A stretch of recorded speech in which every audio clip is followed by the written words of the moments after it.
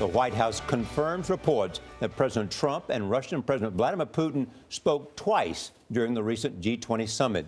Only the first meeting was known about at the time. The second discussion was not revealed until this week. In fact, it first broke on Charlie Rose's show on PBS.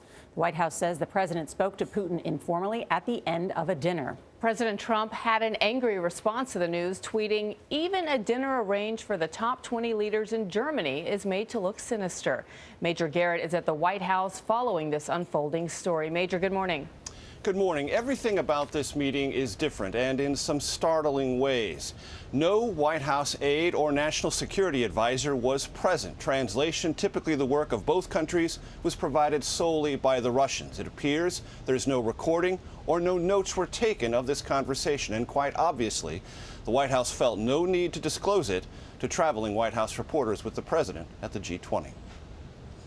It's an honor to be with you. The highly anticipated meeting between President Trump and Russian President Vladimir Putin earlier this month wasn't the only FaceTime between the two world leaders.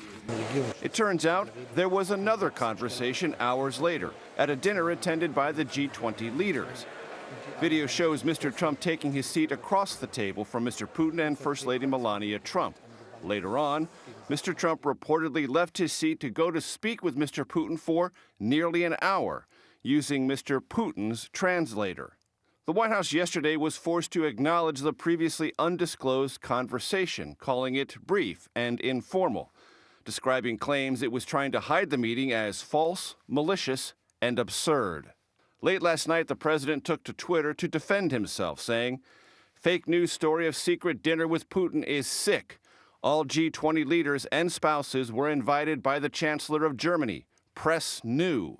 In retrospect, I probably would have done things a little differently.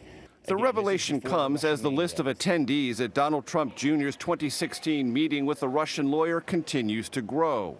CBS News has confirmed Ike Kavaladze, a Soviet-born businessman who came to the U.S. in 1991, was also in attendance, along with son-in-law Jared Kushner, campaign chairman Paul Manafort, the Russian lawyer, and a Russian-American lobbyist. Kavaladze's lawyer claims his client thought he was there to serve as an interpreter, but wasn't needed.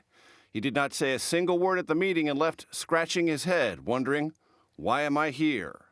The meeting took place at the request of Russian oligarch Aras Agalarov, who has close ties to Vladimir Putin. Kavaladze works for a company owned by Agalarov.